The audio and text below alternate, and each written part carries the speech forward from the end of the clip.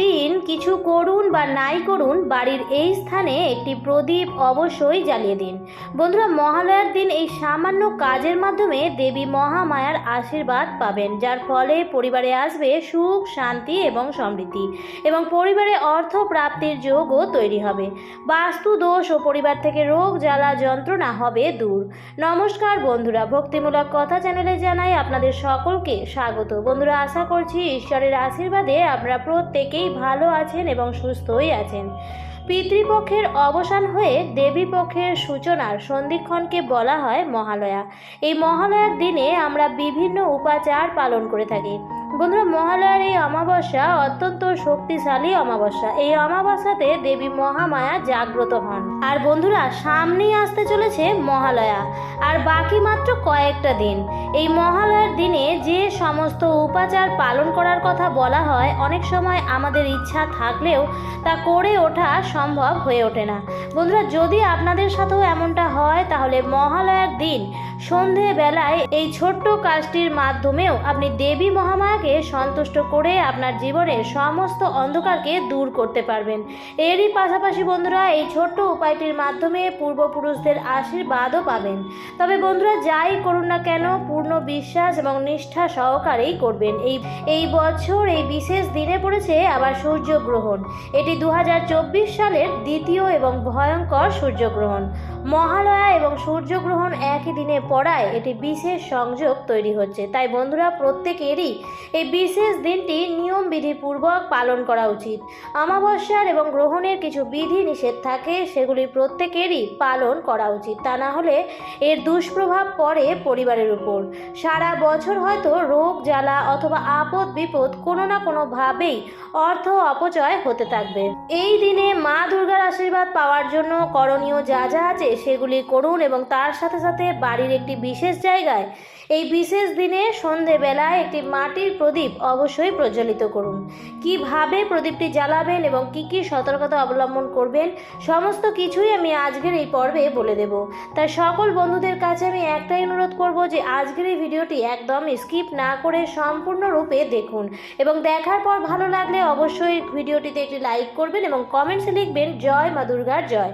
এবং বন্ধুরা, ভিডিওটি শেয়ার করে দেবেন আপনাদের নিকট আত্মীয় স্বজন এবং বন্ধু বান্ধবদের সাথে। মহালয়ার আর বেশি দিন বাকি নেই, তাই ভিডিওটি পেলে প্রত্যেকেই উপকৃতই হবেন। এই বছর অর্থাৎ 2024 সালের মহালয়া পড়েছে 15ই আশ্বিন 1431, ইংরেজির 2রা অক্টোবর 2024 বুধবার দিন। এই দিনই পড়েছে আবার এই বছরের দ্বিতীয় সূর্যগ্রহণ। গ্রহণ স্পর্শ হচ্ছে রাত্রি 9টা বেজে 13 মিনিটে, গ্রহণ মধ্য রাত্রি 12টা বেজে 15 মিনিটে, গ্রহণ সমাপ্তি রাত্রি 3টে বেজে 17 মিনিটে, গ্রহণ স্থিতি 6 ঘন্টা 4 মিনিট। বন্ধুরা, গ্রহণটি হচ্ছে বলয় গ্রাস সূর্যগ্রহণ। যেহেতু এই গ্রহণটি রাত্রিবেলায় হচ্ছে, তাই ভারতবর্ষে দৃশ্যমান নয়। তবে ভারতবর্ষে দৃশ্যমান না হলেও অমাবস্যা এবং পূর্ণিমার মতোই এই গ্রহণের প্রভাব কিন্তু সকল ভারতবাসীর উপরেই পড়বে।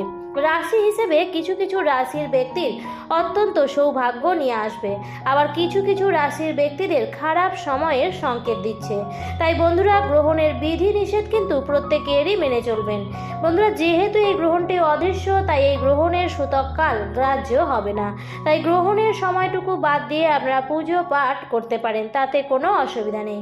মহালয়ার দিন যেহেতু দেবীপক্ষ এবং মাতৃপক্ষের সূচনার দিন, তাই বন্ধুরা এই দিন খুব সকাল সকাল শয্যা ত্যাগ করবেন এবং বিছানায় বসেই দেবী দুর্গার নাম মনে মনে স্মরণ করে নেবেন এবং দেবী দুর্গার কাছে পরিবারের মঙ্গল কামনা করবেন। মহালয়ার দিনে আপনাদের বাড়ি ঘরদোর অত্যন্ত ভালোভাবে পরিষ্কার পরিচ্ছন্ন করে নেবেন। বিশেষ করে বাড়ির মুখ্য দরজা দিয়েই কিন্তু সংসারে সৌভাগ্য সুখ সমৃদ্ধি আসে। মা লক্ষ্মী আসেন এই মুখ্য দরজা দিয়েই, তাই বাড়ির মুখ্য দরজাটি সর্বদাই পরিষ্কার পরিচ্ছন্ন রাখবেন এবং আলোকিত রাখবেন।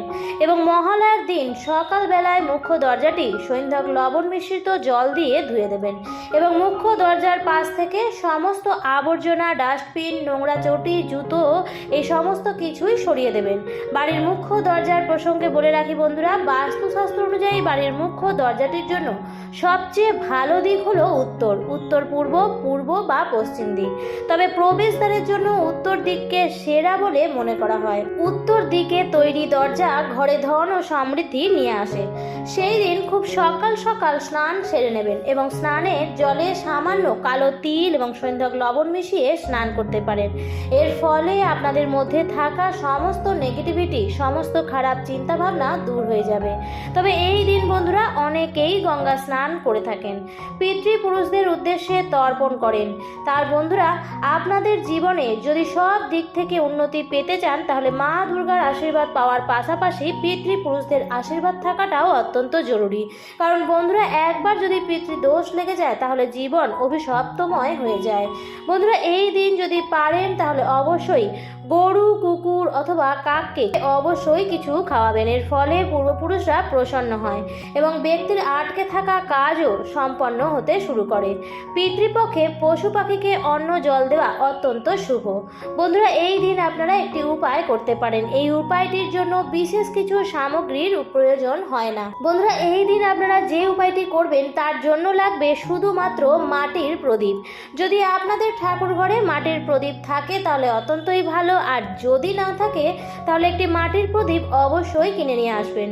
কারণ এই কাজটিতে মাটির প্রদীপই লাগবে। কারণ আপনার নিত্যদিন ঠাকুর ঘরে যে প্রদীপ ব্যবহার করেন সেই প্রদীপ এই কাজে ব্যবহার করবেন না, কারণ এই প্রদীপটি আপনাদের পরে জলে ভাসিয়ে দিতে হবে। বন্ধুরা, এই প্রদীপটি ঘি এবং তুলোর সলতে দিয়ে পূর্ণ করবেন এবং এই উপায়টি করবেন সন্ধ্যাবেলায়।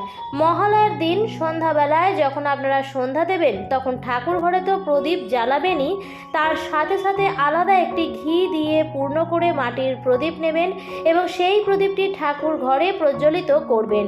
ঠাকুর ঘরে সমস্ত দেবী দেবতাকে আরতি করে তারপর নিয়ে আসবেন তুলসী তলায়। সেখানেও মা তুলসীকে আরতি করে তারপরে সেই মাটির প্রদীপটি নিয়ে চলে যাবেন আপনার বাড়ির সদর দরজার পাশে। সদর দরজার পাশে উত্তর পূর্ব দিক করে মাটির এই প্রদীপটি প্রজ্বলিত অবস্থায় রেখে দেবেন। তবে শুধু মাটির ওপরেই প্রদীপটি রাখবেন না, সামান্য কিছুটা পরিমাণ অক্ষত চাল এবং ফুলের পাপড়ি ছিটিয়ে তার উপরেই মাটির এই প্রদীপটি রাখবেন। মাটির প্রদীপ কখনোই শুধু মেঝেতে রাখতে নেই। এর ফলে আপনার পরিবারের সমস্ত বাস্তু দোষ দূর হবে এবং আপনি খেয়াল রাখবেন যেন এই প্রদীপটি যতক্ষণ আপনি জেগে থাকবেন ততক্ষণ যেন সেই প্রদীপটি জ্বলতে থাকে।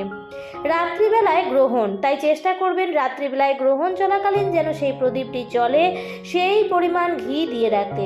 পরের দিন সকালবেলায় যখন আপনি ঘুম থেকে উঠবেন তখন তো গ্রহণ ছেড়ে যাচ্ছে, তখন আপনি সেই প্রদীপটি নিয়ে কোনো জলাশয়ে ভাসিয়ে দেবেন। কিন্তু গ্রহণের দিন বাড়িঘর আলোকিত রাখবেন, অন্ধকারাচ্ছন্ন রাখবেন না। বিশেষ করে বন্ধুরা, ঘরের সদর দরজাটি আলোকিত রাখার চেষ্টা করবেন। বন্ধুরা, আমরা প্রত্যেকেই চাই যে মা দুর্গা আমাদের প্রতি সহায় হন। উপায়টি করবার সাথে সাথে গ্রহণ এবং অমাবস্যা এবং মহালয়ার যে বিধিনিষেধগুলি আছে সেগুলি অবশ্যই পালন করবেন। বিশেষ করে খাদ্য খাবারের বিধিনিষেধগুলি পালন করার চেষ্টা করবেন। বন্ধুরা, আজকের পর্বটি এই পর্যন্তই। ভিডিওটি দেখে যদি ভালো লাগে তাহলে অবশ্যই বন্ধুরা লাইক, কমেন্ট, শেয়ার করবেন। আর যদি চ্যানেলে নতুন হয়ে থাকেন তাহলে অবশ্যই চ্যানেলটিকে সাবস্ক্রাইব করে আমার সাথে থাকবেন। দেখা হবে পরবর্তী নতুন কোনো ভিডিওতে। ভালো থাকবেন, সুস্থ থাকবেন। ধন্যবাদ।